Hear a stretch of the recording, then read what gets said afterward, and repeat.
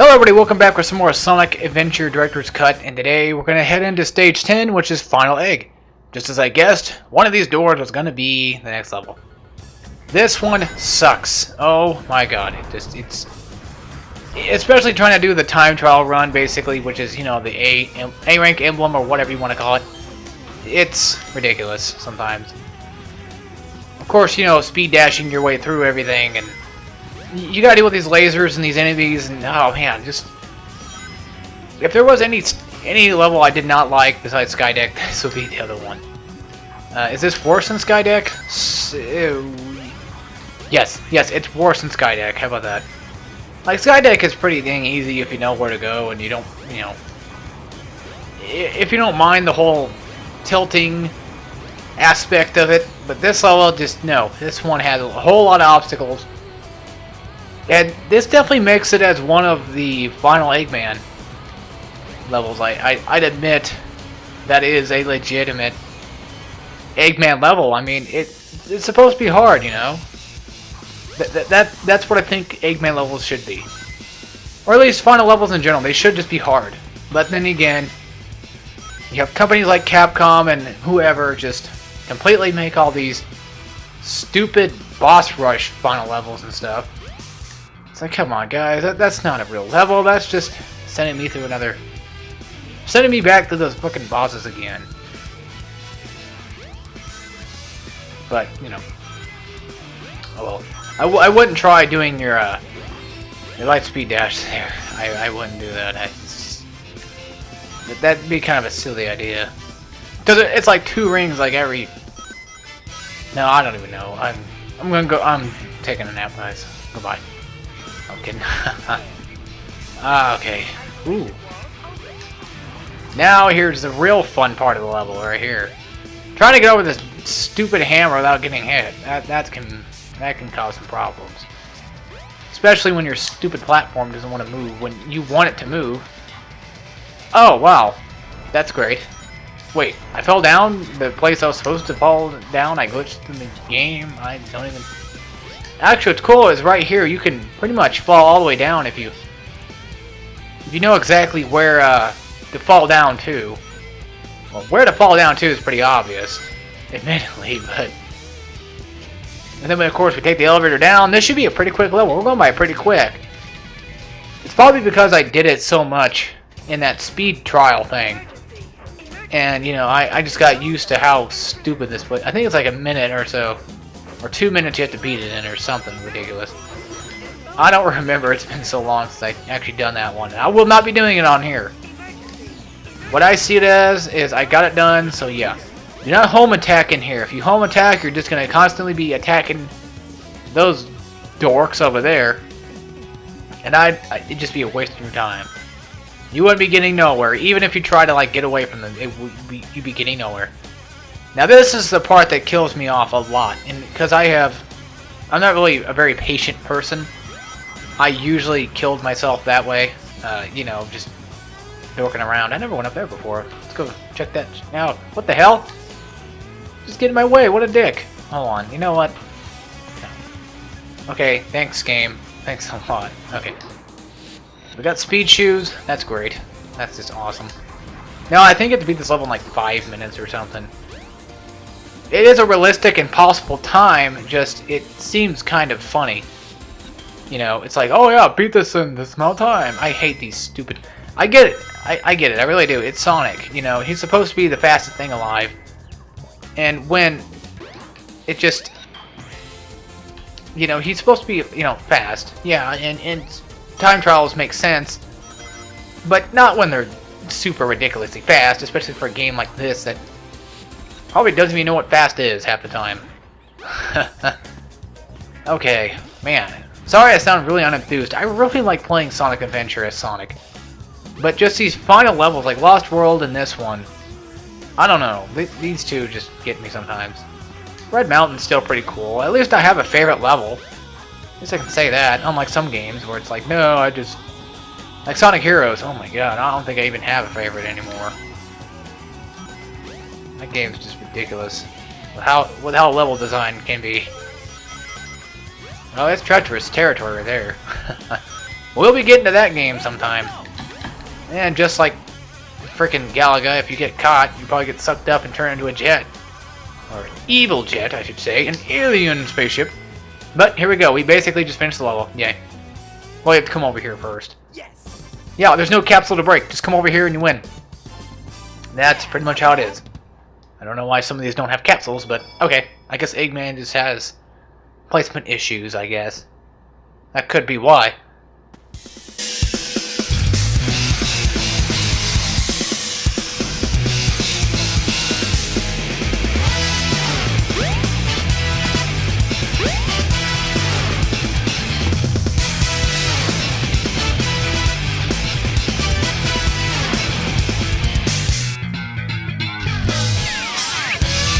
Well, if it isn't my pal Sonic, I'm surprised you made it this far.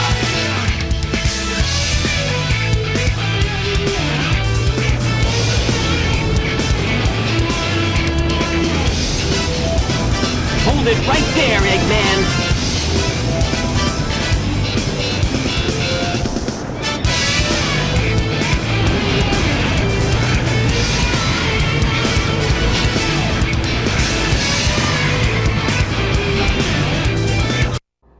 Okay, so now we get the final boss of Sonic's story, the Egg Viper. Make sure you grab some rings first of all. This actually kind of reminds me of an engine fight. That's what I always say. Is it hard? No, it just takes a really long time. And Eggman will pull out some bullcrap techniques, and you know, whenever he opens up, make sure you hit him right there. Yeah. He's not as easy as the first fight with Eggman is, because Eggman, you could just spam the homing attack. I don't know why I didn't do that, but you can spam the homing attack on him in the first fight, but this one you can't, so. I'll tell you right now, this is a better final boss fight than the one in Sonic 1. Oh my god, I hated that fight so much. See if you can make it. And of course I died, because see, with me, it's a patient issue, you know. You have to be very patient with this boss. And I hate that so much. Especially when half the game is all about speed. It's about being fast and beating the game as fast as you possibly can. And then you get to this fight. Oh yeah, leave some rings behind, just so you know. Because some of them don't ever come out. I don't know why. Like sometimes the game just says, "Oh, we'll just throw out 6 rings instead of like the 10 you have. We'll just pick and we'll just cherry pick whatever we want." That's how a Sonic ring counter actually works. Half the time, pretty much. At least, I feel like it does. That laser shot right there is pretty easy to avoid. They're all pretty easy to avoid. This is the thing that gets me. You gotta just be very careful. Make sure you home attack very precisely, because it will kill you. And of course, we have another side. Again, keep the rings that you have now. If you lose the rings you have now, pick up more. That's all I can suggest to you. Don't worry about how many rings you can pick up. Just pick up the ones you need and stick with it. And trust me, you're gonna be thankful that I told you that. Because once you get to this fight on your own, you're gonna be like, oh my god, what do I do? Should I listen to Alex or not? Should I get all those rings or not? I don't know what to do.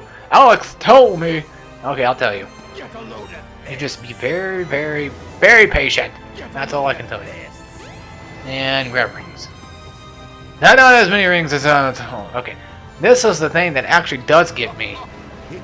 You have to roll right underneath of that. If you don't roll it, well, if you run underneath it, who cares? But you just gotta watch with those lasers because he can target you instantly while you're underneath it. Again, this boss is a patient boss.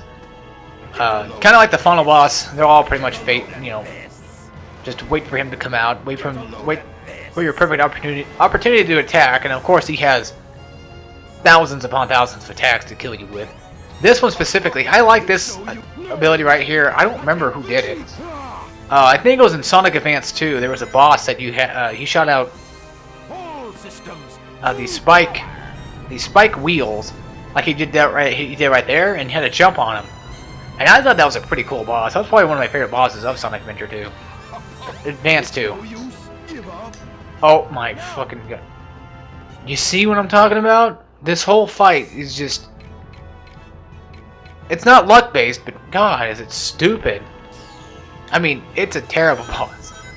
I died because it flung me off. No, it flung me off. I know, and you know, reality that's possible, but this is not supposed to be a realistic game. This is fucking Sonic the Hedgehog. I don't remember it saying anywhere on the back cover that this is supposed to be the most realistic game of all time. Oh, there it is. Never mind. Okay, no, I'm kidding. I didn't even look. Huh, I tricked you. You probably all thought I was looking. Even though I do have the case right down there. I just have to get off my fat ass and go pick it up, and you know what, I'm not gonna do that. Hell no, Dad, I ain't gonna touch that shit. What's funny is I still have my old copy from way back when I bought it. I don't even remember where I bought it from. It might have been from GameStop, which I think it probably was. But yeah, I still have my original copy of Sonic Adventure Director's Cut. That is probably the oldest game I have in my own possession that I have not ever gotten rid of. I think so. Well, then again, there's, you know, Game Boy games and stuff. But are the ones that I can see clearly right now, yes. Because I kept Dante's Inferno and I pre-ordered that. That was like 2011, 2010. Same thing with Bioshock 2, that was like 2010. That was pre-ordered. Resistance 3 I got rid of. That was a pre-ordered copy from 2011. I didn't keep that at all. So most of these games are from like 2010, 2011. That I have, which is pretty sad. I'd like to get some more, but every time I buy a game, I just feel really, really bad for some reason. Like I feel like, man, I just don't need this, you know, which I don't. It's just my mindset's weird. There's people out there who just buy games constantly, and then, you know, of course they never play them or beat them. But that's another thing that ticks me off. How people can actually just buy games and never beat them, you know? It's like, why would you pre-order a game and never even touch it at all? Like, not beating them, I guess I can kind of understand, or I can relate to that, because I have games I still have that I have not beaten myself. Well, of course, I'm not saying you have to beat it 100%, I'm just saying that at least take the time to beat the game naturally, you know? But I still haven't even beaten Bayonetta 2. I played it, I just haven't beaten it yet. I was busy working on the first one because I was trying to understand how the first one plays. That's just how I am. But anyway, we defeated the Egg Viper. Do not jump off here or you will die. But it's not over yet. I just want to let you guys know there's a trick coming. Yes, he's up to something. Of course he is. Just watch out for that one final strike. And then Eggman just is completely obliterated, and somehow manages to still survive and still try to kill Sonic. Sonic logic, I guess? Makes sense. I'll take it.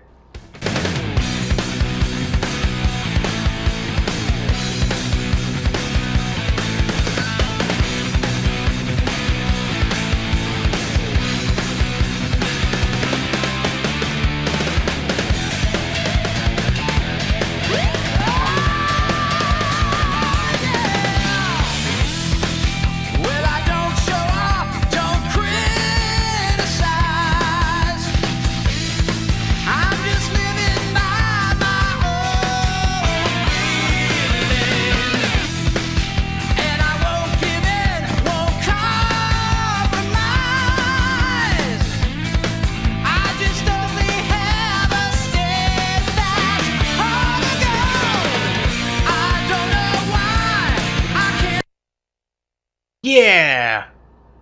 Go Team Venture! Okay, so there is Sonic's story. I think you can't skip this. Whenever you beat somebody's story, well actually if you beat just Sonic's story, you get only the Sonic the Hedgehog trophy. Beating everybody else's story together gets you another one, but you know, whatever. Anyway, that was Sonic's story. He's the better character, obviously, out of all of them. The second best would be Knuckles. He has a different kind of gameplay. Tails is the same way. There's different gameplay elements in this game, and I kind of like Sonic Adventure for that fact. Kind of like Sonic Adventure 2, where there's, you know, two sides but three different kinds of characters. There's your treasure hunters, your speed characters, and then of course your mech or your robot driving characters. I guess I don't know how to put that profoundly, but that's the best I can say for that.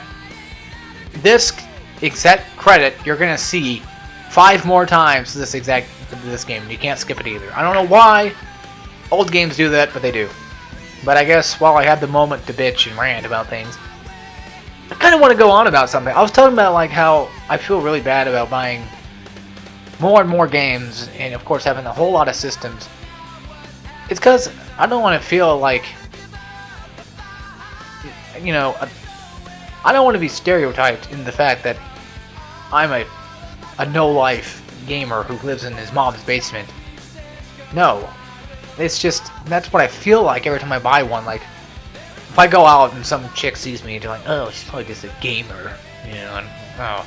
Yes, I am, and I'm proud to be one, but I don't want to be stereotyped in the fact of being a World of Warcraft player or something like that.